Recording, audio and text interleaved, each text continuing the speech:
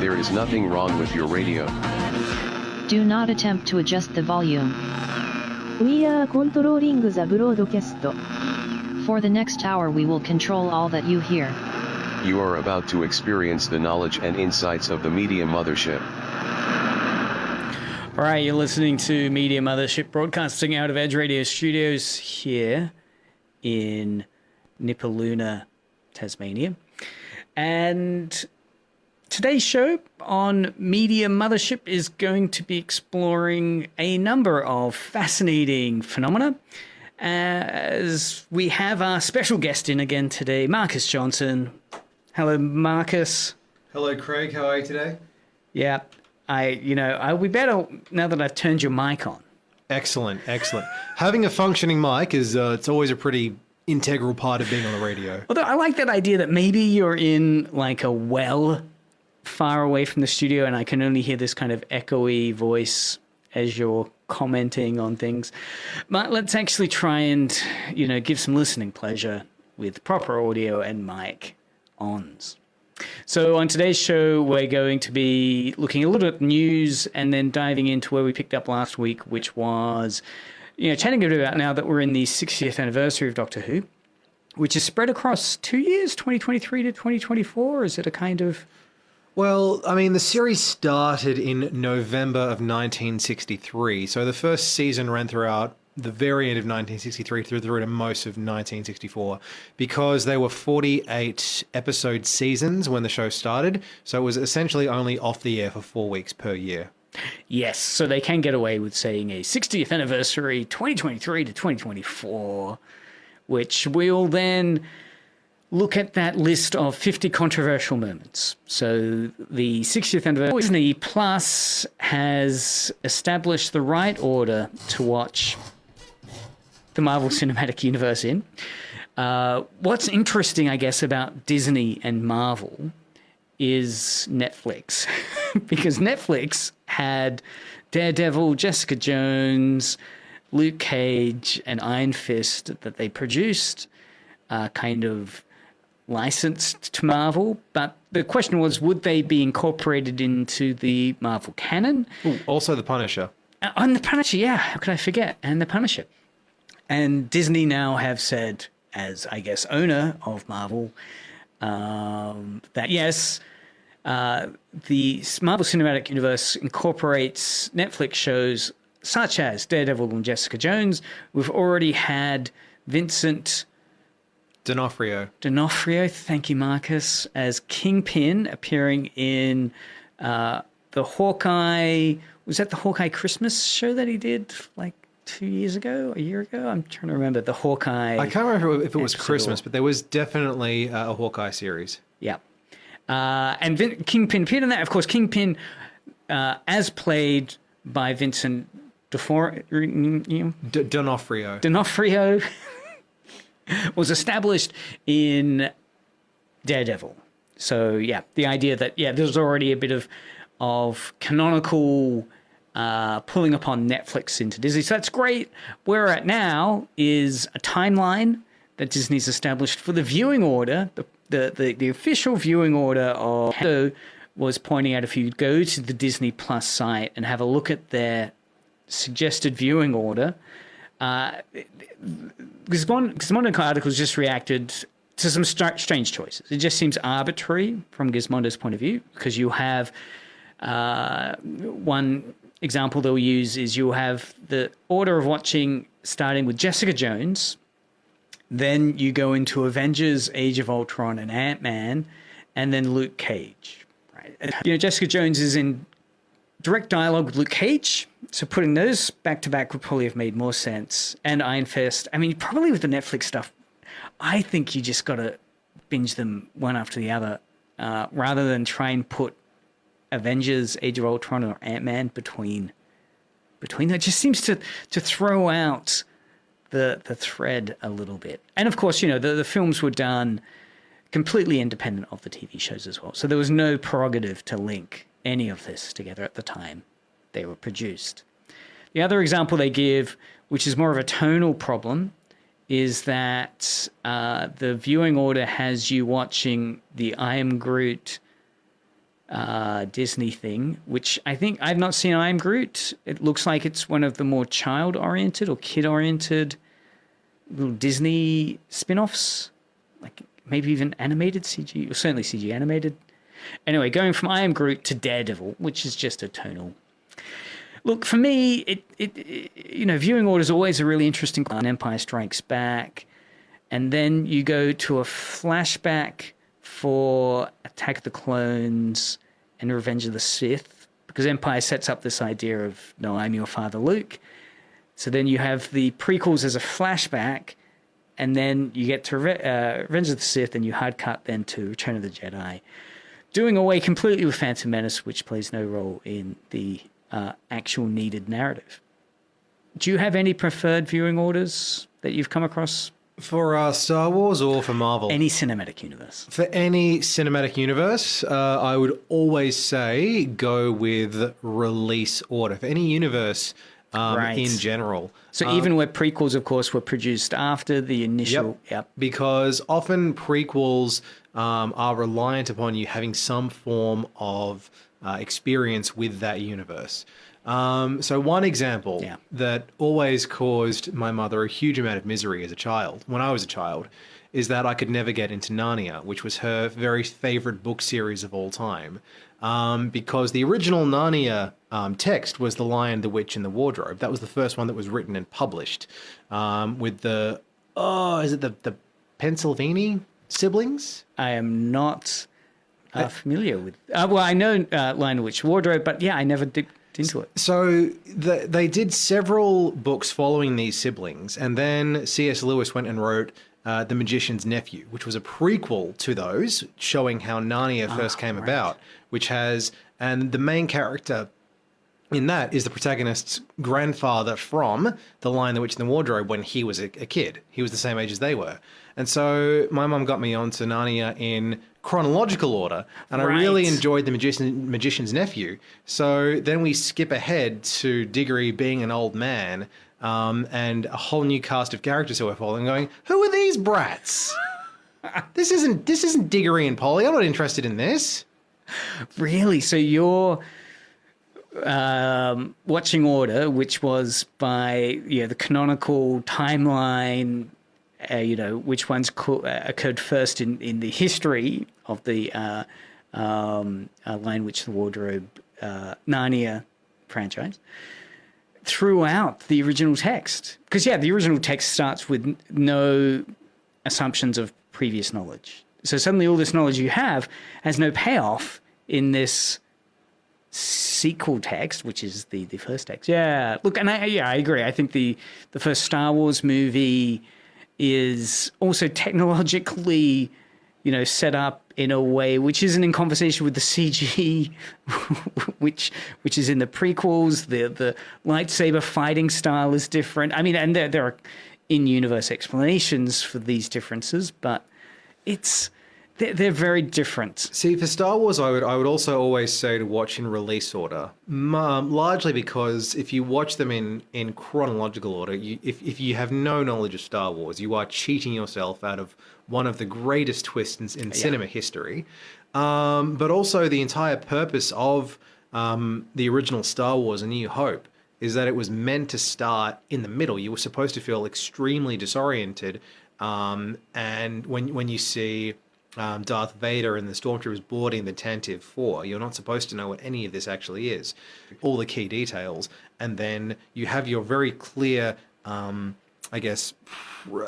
conception of the characters. So Darth Vader, he's a weird dude in a suit, he's creepy, but he's also really competent amongst all the Imperial soldiers, but Leia talks smack to him. But he's just pure evil. He kills Obi-Wan with no remorse. He killed Luke's father, rah-de-rah-de-rah. And then in Empire Strikes Back, you actually find out there are more layers to him, and then you get to Return of the Jedi, and you find out that he's a much more tragic, become corrupted, and then suddenly Darth Vader in A New Hope has lost a lot of his bite because you already know all about him. I think the character of Darth Vader is actually an interesting one to unpack. I guess polarizing directions the Darth Vader character has gone in, that mystery and the kind of lower rung position he seems to have in the hierarchy.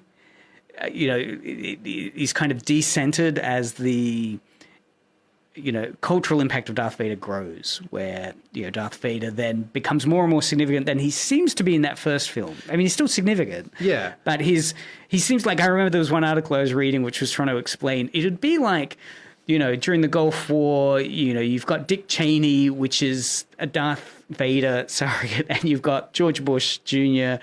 Darth Vader isn't the ruler; he's someone that's kicking ass and taking names. Yeah, he's not in the original Star Wars. Darth Vader is not necessarily an officer. He's a soldier. He's an extremely elite soldier, and that's reflected in the fact that he looks like a samurai. He is someone who goes and kills rebels for the Emperor. I always like the idea of the Force in that New Hope one being, kind of disregarded. There's that great scene in the, the board meeting scene on the Death Star where the one, other general characters talking about how, the rebel plans haven't been able to be secured up by the, Force. And very much disregarded this idea of the Force being this superpowered, OP'd power is kind of diminished in the way it's regarded as kind of superstitious and, not central. The next bit of news that's quite interesting is from Tekken. Succession star Brian Cox recapped the story of Tekken, and the internet is delighted. I'll play a little bit of this, and I'm so glad you're here, Marcus, because I've not played Tekken, so you can break down what we're about to hear. Now, for those that haven't or might forget who Brian Cox is, he was a key actor in the Succession TV show. He was in Adaptation as the kind of writing guru, real-life character, real-life writing guru guy that gets very angry. He was Colonel William Stryker in X-Men 2, the main villain in that film, and he's also the first ever actor to play Hannibal Lecter on screen. Right. So an actor that has, fantastic weight to him and, I imagine a theatrical background. So people, kind of the internet is amazed that he's doing this delivery of the history of Tekken. So we'll listen to what he's setting up. Every single fight, no matter how big or small, has a story behind it.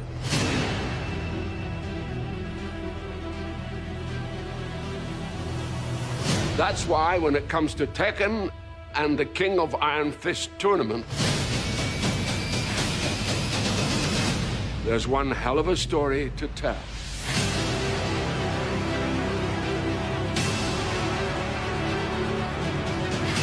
In Tekken 8, Jin Kazama will face off against his father, Kazuya Mishima, for the last time.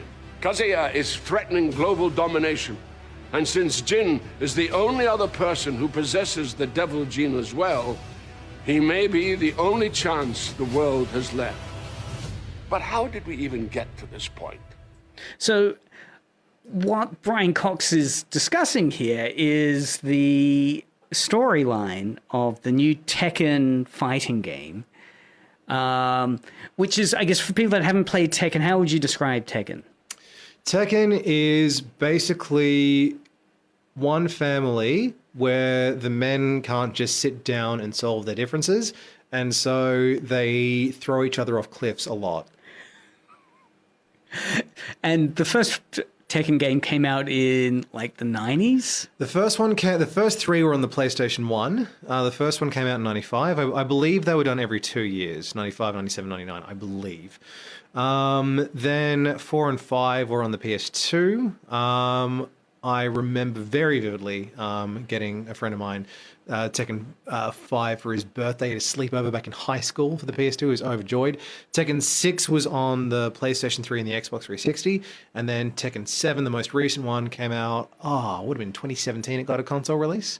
So there hasn't been a new Tekken game in terms of release, because it was already released in the arcades, Tekken 7, when it came to... It's been 8 years since the last Tekken game, at least.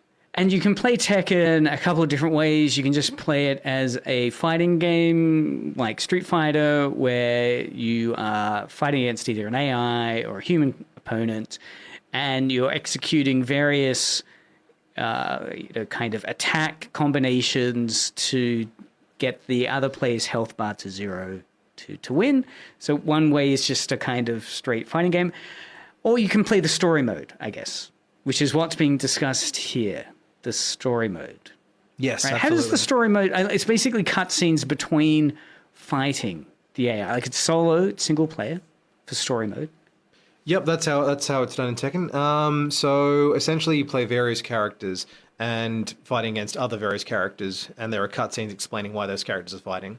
So you have the cutscenes that tell the actual story until it gets to a one-on-one fight, and then it switches to the gameplay mode. What do you think about this trailer for Tekken 8? Oh, I think it's absolutely incredible. I think recapping a story that has already got 7 parts, not including the non-canonical Tekken Tag Tournament games, it's wise because it means that people jumping on will have an easy point of reference. Because Tekken 7 was really billed as the climax of the Mishima storyline, because it was the final battle between Kazuya Mishima, who was the main character and the main hero in the original before he became the main villain in the second, and he's one of the main villains of the series overall, against his evil dad, Heihachi Mishima, who's the overall main villain, the other overall main villain of the series. So 7 was really billed as it's the final battle between Kazuya and Heihachi, and so now it's obviously Kazuya versus his son Jin, who was introduced in the third game, because there's about I think there's a 20-year time skip between 2 and 3, and this is billed as the climax of Kazuya's feud with Jin. And it's so interesting that they've taken this approach, because it's like Street Fighter hasn't taken this approach of we're going to release a story-driven promotional piece, right? That rather than promoting Tekken, like obviously they've spent a lot of money getting Brian Cox on board, rather than talking about the fighting and how it's about, reaching this follow-up from last game's climax and the world domination that's around the corner. I mean, with Call of Duty, it's you've got this as the voice actors. I'm not associated that with a fighting game. Is this new, do you think, taking story as the center of the franchise? Oh, absolutely not. Absolutely. People love the stories in fighting games because you're essentially spending so much time playing as one character, but there are so many characters to pick from.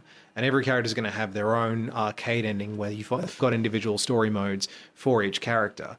And people get really invested in the actual stories. And so what they've done is really clever because obviously, like you said, it's going to have a huge esports following because Tekken's one of the most popular fighting game series in the world. But what they're doing is very cleverly bringing in newcomers by going, this is the story so far. So when you jump in, you already know everything. You don't have to play 7 games to get all the lore, many of which you can't actually get unless you download them illegally or buy a secondhand copy on an out-of-print console.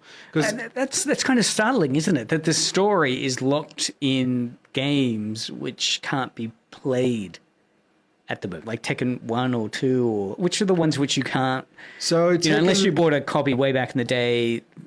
Tekken 2, 6, and 7 are all available to purchase on the PlayStation Network. 1 and 3 possibly. I know they're available to buy on the PlayStation 3 network, but I don't know if 4 and 5 are available. But they'd be really clunky experiences as well. I mean, you're playing retro at that point. I'm going to be honest. I've always found even the newest Tekken I find to be a really clunky experience just because of the speed at which the combat moves. It's really slow.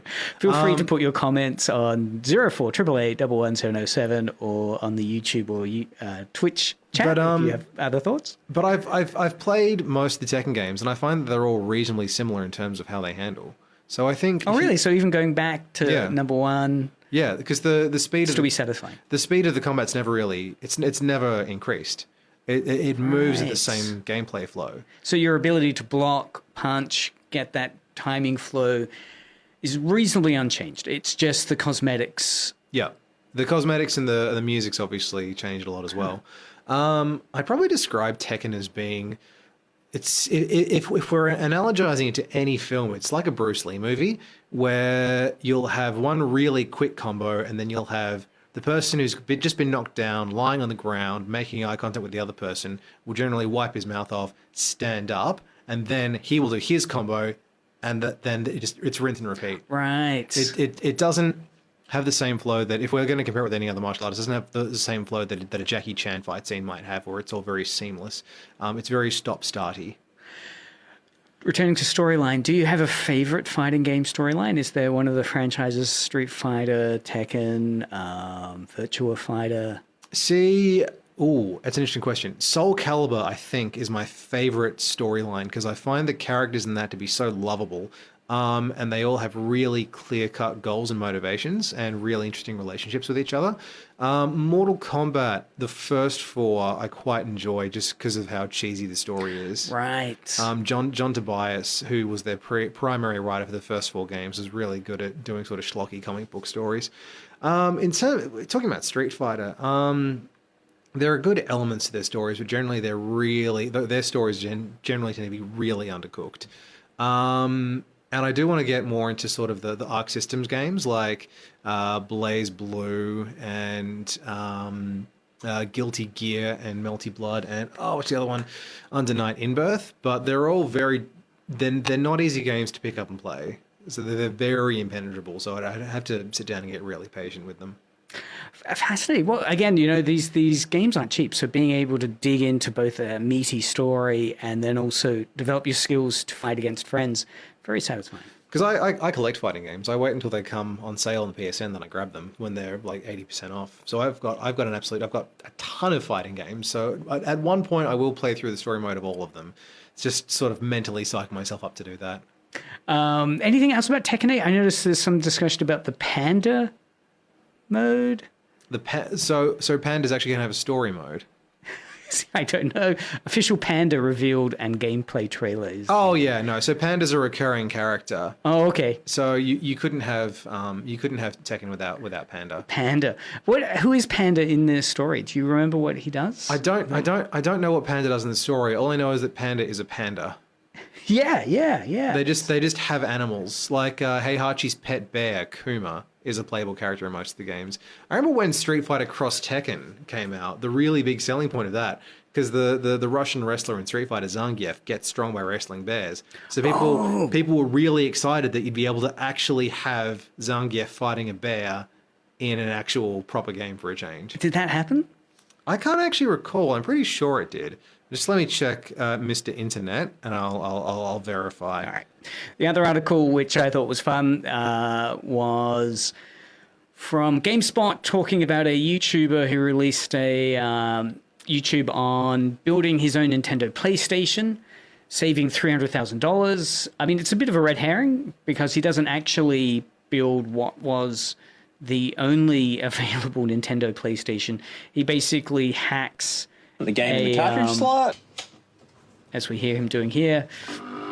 Fix some broken solder joints I found. The only capacitor I had was... He basically solders together and mashes up an existing PlayStation 1 into an old Nintendo.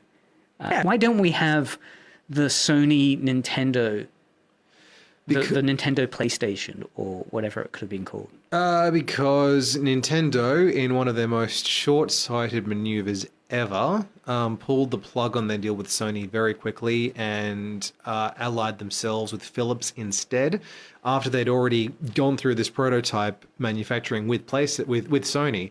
And Sony essentially went, well, we already have this product. We may as well just slap our own name on it and release it ourselves. And Nintendo ended up partnering with Philips to release the Philips CDI. Does anybody remember what that is? Exactly. Wow. That was a massive own goal kicked by Nintendo. They ended up setting up their own major rival, their own downfall in the second half of the 1990s. So there was one Nintendo PlayStation that was, I think, at a game expo, industry game expo, and that's why this thing is $300,000, because it was just a demo device that then never got to production because, yes, Nintendo went with Philips, and Sony went ahead in a fantastic move to develop their own game system, which has since gone on to some success. So yeah, just a little bit of success. just some success. Some Been limited. They could have done better. that's right. Some success.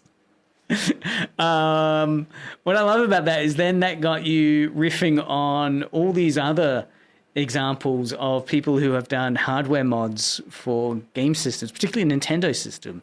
And you put me onto the Nintoaster. Yes, the Nintoaster.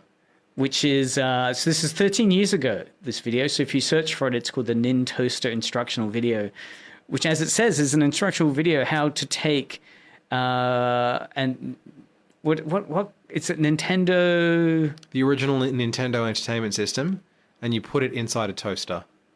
And how does it work? Like how you were describing to me where the on buttons end up being in this device. So what he did was he took the internals of an NES and he put it inside a toaster. So the cartridge slot aligns with where you put the bread in. The on button was the lever that you push down to put the bread in. And he also inserted red LEDs and put their dimmer on the browning knob, so you can make it more or less red around the LEDs, more or less red around the cartridge by adjusting the browning knob. The dimmer is just a cosmetic effect. Oh, absolutely it is. Yeah, it's the heating element was taken out before this even started. Oh, yeah, a wise choice. And this was then given to the Angry Video Game Nerd YouTube channel? Yes, he gave one of them. He's got his own, and he also made a Super Nintoaster, and he gave the original Nintoaster to James Rolfe, the Angry Video Game Nerd of Cinemassacre, as a present. And so the nerd culture meeting together to create, amazing abominations of popular culture. I'm glad it no longer heats and makes toast. One of the best stream ideas I've ever seen was a dude who did a stream called "Can I Beat Halo 1 Before My Oven Melts My TV?" And he'd full on put his monitor in the oven and cranked it up to high, and he tried to beat Halo before the oven melted the TV. Did it happen? What happened? After about 45 minutes, it was working for 45 minutes, and then because he was playing it on the monitor that was in the oven. Yes. Oh my god. Yes, and his TV just melted like a candle. Oh really? So it did suddenly kind of like just. But it was just almost instantaneous. It just sort of collapsed on itself after 45 minutes. And he'd nearly finished. Oh goodness, no! You can't finish Halo in 45 minutes. If you know what you're doing, you can finish it in a couple of hours. But 45 minutes is madness, unless you're a professional speedrunner. Wow. Okay, so I've got to check that channel out. Search for fascinating. All right, so now let's move on to the meat of today's discussion, which is working our way through the 50 controversial moments. And this was all set up because last week we were doing the 60th anniversary. We'll get some of the controversy, BBC's reaction to those 115 complaints that the new series has been too woke, that the transgender characters are kind of politicizing Doctor Who, and that the new Doctor is not good, and the whole series is going to get cancelled. And you were pointing out that this is not new. No, the new Doctor has always been awful, and the series is about to die, and it's been that way since the original Regeneration. Back in 1966.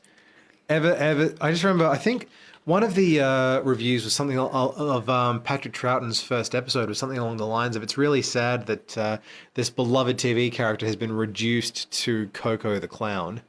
Right. And as the biggest stamp on what the Doctor should be as an overall character, taking out sort of individual quirks of that incarnation.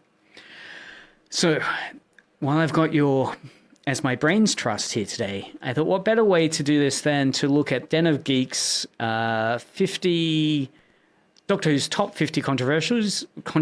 This was written back in 2013, so it doesn't include the recent ones, and is more of a kind of historical look. So number 50, which we didn't do last week, is Bug-Eyed Monsters, and it goes on to describe this as Sydney Newman a genius of telly, occasionally had his off days. One of Verity Lambert, at the prospect of the Daleks having envisioned the show as more educational. Lambert's script editor, David Whittaker, had to fight to include the monsters. The rest, as they say, is Terry Nation's bank balance. Try to unpack that. I mean, that's really deep. I mean, really dense. So I know Doctor Who, when it was first pitched, was educational. Yes. The idea was that you'd have your historicals, which teach about history, and your science fiction stories that teach about science. And Sydney Newman was very much of the impression that if you had monsters in cheaply made alien outfits, then that would not be educational and it'd be silly and no one would be able to engage with it.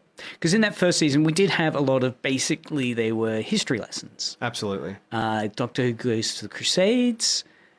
The first one isn't the first one Doctor Who goes to cavemen? Yes, 1 million years BC. And the one story that got junked that everyone wishes we still had was Marco Polo, which was a 7-part where they spent most of the season's budget making these big, lavish sets. Really? Yep. One of the best, apparently one of the very best, and they just taped over it. Wow.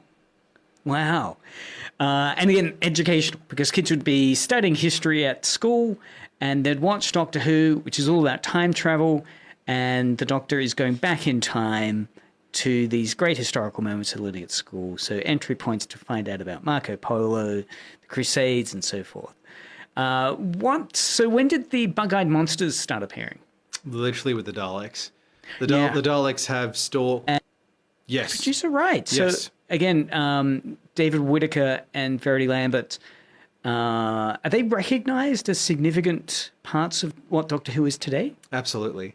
And the original director of the series, I believe his name was Waris Hussein, was a gay Indian man. Wow. And so yeah, it's always been very diverse. Terry Nation's bank balance, is that a jibe, a kind of fan jibe? Yes, Terry Nation, who wrote the original Dalek story, was actually not that good of a writer, but he was a very shrewd America to make his own Dalek series, and why they appeared less and less throughout the 1970s and 1980s, because the Beeb didn't want to pay him royalties. Right. So a classic case of a franchise's biggest successful object, the Daleks, I guess excluding the Doctor Who himself, but the Daleks, but then the history behind the creation and the person that benefits the most from that is considered so disliked, disreputable, toxic, from whatever points of view would be there to argue it, that they've tried to kill off. Gee, so it's just a zero-sum game. Like, someone wins and someone loses. There's no kind of middle ground with the Daleks. There is definitely a middle ground now, because they know that every time they bring out the Daleks, they'll get good rating figures. They just have to shell a little bit of money out to Terry Nation's estate. Yeah. So we did William Hartnell. Number 48 is Regeneration. I think we did Regeneration. Yep. And we did Patrick Troughton's Affairs. I didn't know about that. All right. So a recent biography of Troughton revealed that his personal life was chaotic, littered with affairs, cover-ups, and indiscretions. The second Doctor was a very tactile man, and his attitude caused difficulties for his wives and children. Also, he liked to pee on golf courses. But that's not so much controversial, just a bit weird. So this is a biography of Troughton. Looks like, yeah. I didn't actually know about this. Right. Yeah, well, we'll have to dig up that. I'm not necessarily surprised, because everyone was having affairs back in the 60s. It was the 60s, wasn't it? Yeah, we're talking Austin Powers. Toberman. The character of Toberman was written as deaf and wearing a hearing aid. Roy Stewart was cast, but the hearing aid and the deafness was lost en route to the screen. Thus, we have a black man who barely speaks a word and is treated as a primitive and a slave. When showing Tomb of the Cybermen to people for the first time, the explanation of he was meant to be deaf really doesn't help. Toberman. Is this a recognizable character in Doctor Who, Toberman? He's somewhat of an infamous one, yes, because Roy Stewart, I'm not sure if he's still alive. If he is, he's very old. hulking man, really large, very muscular. He was on Doctor Who a couple of times, and each time it was always as a very sort of problematic depiction of a person of African descent who is either subservient to white people or he is a hulking brute who never actually talks. And he gets it throughout Tomb of the Cybermen. He gets converted by the Cybermen. He gets partially cyber converted by the Cybermen. And there's one bit where I think the Doctor says something along the lines of, "You allowed yourself to be enslaved." It's like, oh, come on. Doctor Who has always been woke in terms of gender to an extent. It's never been good with race until very recently. Right. All right. Yep. So this is, one of those very badly dated. Yes. moments. Yes. Okay. Questions and test tubes. Scientists and miniskirts. Barry Letts and Terrence Dix inherited the character of Liz Shaw from the previous production team. As a scientist, albeit one whose interest in miniskirts coincided with being drafted into a top-secret military organization, it was felt that her character made it harder to provide exposition. As a result, she was replaced by someone who could pass the Doctor his test tubes and tell him how brilliant he was. This continues to be a source for debate, as it implies Doctor Who's lead female role cannot be anything but intellectually limited, proposing characteristics such as feistiness, bravery, curiosity, and feistiness. Okay, so feistiness basically as the companion, as positive alternatives. Okay, so what's your take on this? So this is when are we talking about this? When did Barry Letts and Terrence Period. And the Doctor was exiled to Earth with a new companion and working for UNIT with the Brigadier. And Liz Shaw I think she's one of the better companions, but it does present an issue for your storytelling when you have a character who is as smart as your protagonist. Because Liz Shaw is a scientist? She's a scientist who works for UNIT, and she's one of the best scientists in the world. And the drawback there is that although she is brilliant, she doesn't need things explained for her. And it's similar to, because ultimately the Doctor in that era, in the early to mid 1970s, was very deliberately based on Sherlock Holmes. And Sherlock Holmes, of course, lives with Watson, who is in his own right. He's an accomplished military veteran and a brilliant doctor. He's very good at surgery. So he is a very intelligent and capable person, but doesn't have the same level of insight that Holmes has. So he's someone who Holmes can talk to as an equal, but also who's too smart. Then there's nothing the Doctor can explain without it being clunky. It's one of the reasons why... Sorry. No, please go on. Yeah, it's one of the reasons why... One of the reasons why Jamie McCrimmon from the Troughton era is one of the most popular companions is because he was a Scottish Highlander from the 18th century. So similar to Watson, he's a soldier and he's very good in combat, but he needs things to be explained to him. But he's bright, so he picks up on them quickly. So that doesn't need to be repeated for the audience. But it's still someone to whom things can be explained for the audience's benefit. Because I guess later on we get, what's her name? The romantic interest that's introduced in David Tennant's run. Rose, Martha. She's Song? like Rita Song. Yes. Right? Who is on par with the Doctor, right? In terms of... but she's never a companion. No, right? she's much like the Master. Character. She's just a disruptive entity that comes in. There's no exposition that the Doctor gives to her because she's still got companions. I mean, has there been any other like super smart companion that's equivalent to the Doctor? There have been super smart companions who are equivalent to the Doctor, but it's very rare for them to be there without another companion. Or one of the most infamous ones is Adric, who was a teen genius who was brought out in the early 1980s, had an absolute lack of common sense, which basically just led to little exposition and the Doctor just bawling him out for being an idiot constantly. And then he died because everyone hated him so much. Miniskirts, though. So Liz Shaw, very capable, smart character. But also, I guess, again, dated in terms of miniskirts. I mean, Star Trek, again, heralded as being very progressive, but its fashion sense was very, kind of objectifying. You could look back on and argue. Similarly, I guess Liz Shaw objectified, from today's standards, would be considered to be quite objectified. Yes. She, It's what John Nathan Turner, who was the producer throughout the 1980s, he referred to the companions as quote unquote something for the dads. Really? Right. Yes. So the miniskirt was there for a little bit of soft TNA type. Here's one of those things where I don't know if that genuinely was just the fashion or if it was done deliberately. It's one of those things where I wish I had more of a working knowledge on fashion in the 1960s and 70s so I could pass greater judgment upon it.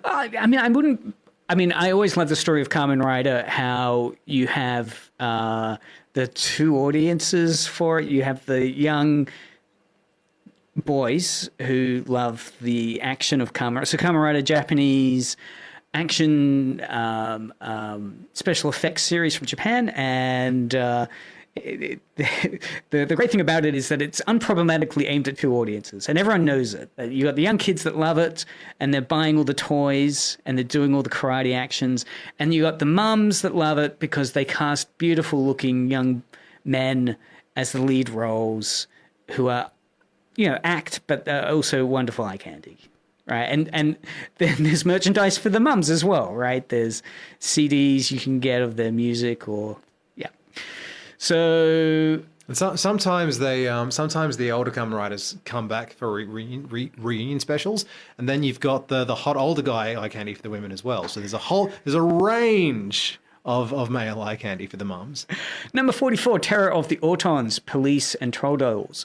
Not content with revealing policemen to be blank-faced, gun-handed Autons, Robert Holmes further destroys your sanity by making you afraid of flowers, chairs, and your teddy bears. Amazingly, there were complaints about this episode. Barry Letts took these on board, rather than issue a statement demanding that the nation's children man the hell up. Right, so series, because it's also the one that introduces the original master. And they get very creative with the kinds of things that because the Nestine consciousness is this big Lovecraftian mushy brain that can make plastic come to life. And literally the master tries to take over the world with plastic daffodils that will spray a clear film over people's nose and mouth and cause them to suffocate. There's a scene where this plastic soft toy comes to life and strangles a dude. And the absolute best moment in the whole serial is where the master feeds a man to a chair. Wow. The chair full on smothers this dude. This is in Terror of the Autons. Yeah, the Autons are they're plastic mannequins whose hands slip open and can become guns. And they impersonate police officers in this serial. Which, to be fair, that's a fair point. You don't want children thinking that police officers could be, murderous space aliens. Because it is interesting. Because I know in the 50s there was legislation in the US, at least, where there was concerns about the impact of violence on television, that you couldn't have positions of authority as villains, policemen and so forth. So it is interesting to see an example here where the policemen are villains. In this way. And this is also, I guess, tying into the fact that Doctor Who was getting a reputation as being scary. Yes. Right? That it would be one where young kids would, the classic story, hide behind the sofa when certain scary scenes came up. This always reminds me of that scene from Coupling where the main character is Steve is shopping for a couch with his almost fiancée Susan, and she and her female friends are trying to get him to pick a certain kind of cushion or a fabric he likes, and he goes, "You don't need cushions. It's a couch. It's designed for three things: sitting, napping, and of course." Then he jumps behind it and pops his head out and goes, "Daleks." Yes. So clearly, Doctor Who was part of moral panics around violence and was getting complaints. Now, Barry Letts, do you know this name, Barry Letts? Yes, Barry Letts was the producer of John Pertwee's era. Right. The early to mid-1970s. So did Doctor Who moderate its violence? Oh, goodness, no. It didn't start moderating its violence. It actually got worse.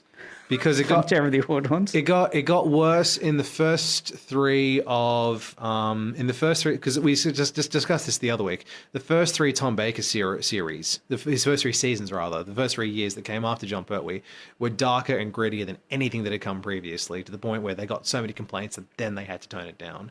but they didn't start toning things down in the... they toned things down a little bit in the Pertwee era. Nothing's quite as grim. That first season is really grim because they were trying to make it more of an adult show. But then they dialed it back for John Pertwee's second season when they went, okay, this is still a children's program. So we'll make it scary, but we'll make it digestible for kids as well. Number 43, we've got the wrong Sarah Jane. For years, it was known that another actress had initially won the role of Sarah Jane Smith, and that Liz Sladen had come in after it hadn't worked out. Research for the Invasion of the Dinosaurs DVD discovered it was in fact April Walker, and it was because John Pertwee felt she was physically imposing and had poor chemistry with him. Pertwee was 6'4" and built like a tank, so...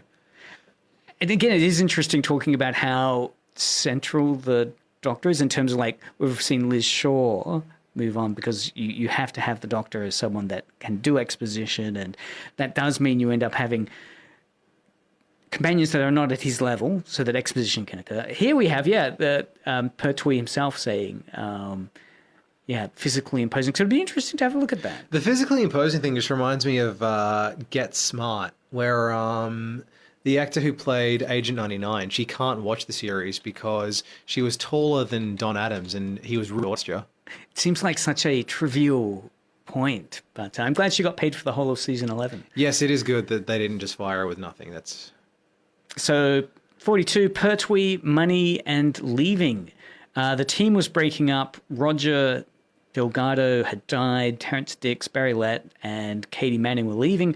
John Pertwee decided to leave as well, partly to avoid being typecast. The man himself also stated that his request for a raise had been turned down, leading to speculation that his departure was motivated by money. More likely he was planning on leaving anyway, but thought, what the hell? What's the controversy around John Pertwee leaving? It's not a huge controversy. Basically, so Roger Delgado was the actor who played the original Master, who was brought in to be the Moriarty to the Doctor's homes by the production team. And he and John Pertwee were very good friends in real life. And so Delgado's he's in the second, third, and fourth of John Pertwee's 5 seasons. There was supposed to be a final story where he would get written out.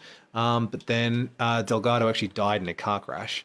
And that really brought down everyone's mood. Katie Manning, who played the companion, Joe Grant, she had to leave because she was so distraught over what had happened. I think Terrence Dixon, the head writer, and Barry Letts, the producer, they just wanted to go and do other things. Terrence Dix had his own TV series that he was trying to get off the ground at that point. And because everyone was leaving, and Pertwee was also very badly affected by Delgado's death, he was very keen to move on and do something else. Right. And so he did just say, look, I'll do this if you pay me extra money, just because he thought, look, it wasn't motivated by money. He wanted to move on, but he thought, if I ask for extra cash and I get it, then I may as well stay. And they were like, no. But I guess then that leaked, and it did cast a bit of a shadow on John Pertwee's, yeah. I think it's also the sort of the case where you don't want to say, I'm leaving because I'm really sad that my good friend has died. It's just he's putting a different spin on it, I think. Number 41, he's a Chinese. Oh, boy. Okay, at the time of the Talons of Weng Cheng, Chiang, it was not unknown for Caucasian actors to play characters of other ethnic backgrounds using makeup. It had been common practice previously. Now, though, it looks both racist and desperately unconvincing. The fact that a group of Chinese criminals features one Asian actor and then some stuntmen in makeup makes the distinction all the more apparent. Lee Hiseng Cheng comments, I understand that we all look alike. And that's even more untrue when John Woo is standing next to Pat Gorman. Not John Woo, the Hong Kong action director. Yeah, the Talons of Wen Chiang's pretty indefensible. For many years, everyone was like, oh, this is one of the best ever stories off Fu Manchu and Charlie Chan and Hammer Horror, where yellowface in Hammer Horror films of the 1950s and 60s was extremely common. Don't ever look up Christopher Lee in yellowface if you don't want your childhood to be destroyed. Also, oh man, it's just, this deserves to be a controversy. Weng Chiang. It's because it was considered like it's kind of gothic horror. Yeah. It has a lot of things that people saw as good, but it's just racist. It is. right? It is racist. It's a bunch of white people with pancake and latex on their eyes. We're going to take forever getting through this list. Hinchcliffe and Holmes versus Mary Whitehouse. In making the show for the intelligent 14-year-old, but without actually telling anyone in advance, the early Tom Baker stories teetered on the edge of what was acceptable for a family show. The knock-on effect of Whitehouse's "Won't someone please think of the children" protestations was that Hinchcliffe decided to overspend on some episodes of his final series, meaning that Mary Whitehouse not only effectively curtailed the Hinchcliffe era, but weakened the Williams one before it even began. What's the transition there that they're talking about? So the transition essentially was Philip Hinchcliffe, the producer for the first 3 Tom Baker seasons, the really dark ones, which a lot of people agree is the absolute pinnacle of the classic series. He was leaving when he was hitting his creative stride, and he was not happy about it because of these moral guardians. The one shot that really got everyone spooked was there's a scene in The Deadly Assassin where the cliffhanger ends on the Tom Baker having his head held underwater and he's drowning when the show goes off the air. And there's a lovely story about Tom Baker who has hydrophobia in real life. That was extremely nerve-wracking for him because he hates being in water, and he had to have his head held under it face up when the show went off the air. He actually, on the night of the broadcast of that episode, he went up to a random house, knocked on the door, a child opens the door and goes, "Do you watch Doctor Who in this house?" And they go, "Yes. Can I come in and watch it with you?" And so he full-on, unannounced, walked into this random family's house to watch that episode with them, just to see how traumatic it was. Wow, to a family as they saw it. Yeah. What a story. And basically, because Hinchcliffe got given his pink slip, he spent as much money as he possibly could from the budget to make sure that his last few stories would be really good, and so there'd be less money for his replacement, Graham Williams, for the following season. Wow. And were those episodes good, the ones that he spent all the money on? I think so. I haven't seen them in many years, but I think they're reasonably good. Wow. I do know that the Talons of Wen Chang is in there. I would imagine a certain amount of that budget went on the makeup. Well, Marcus, it's sad that we're at 4:58. We're only reaching our stride, I feel. We've got some great controversies coming up. Maybe we'll go through them. We'll have them there in the background to do in the future. Well, this has been Media Mothership for another week. Keep listening to Edge Radio. Some great music and cool tunes coming up next. Marcus, thanks very much. If people want to know more about your fantastic knowledge, where can they go and see you? Is there anything you're doing at the moment? I'm doing a stream on Sunday night at 8 p.m. GMT where I'm going to put some Lego together. My Twitch handle is panicked_hitchhiker. Panicked_hitchhiker on Twitch. Yes, on Twitch. It's Eldorado Fortress, a remake that came out in 2023 of the naval base from 1989. How long does that take to build, do you think? An hour? I've already spent 3 hours, and I've put together about half. It's got three or four modular pieces plus a boat. I've made the boat and half of one of the modular pieces. So I reckon it's going to be at least 9 hours all up. Oh, fantastic. Well, check that out on Sunday. 8 p.m. GMT. GMT on Twitch. That was... Panicked_hitchhiker. Panicked.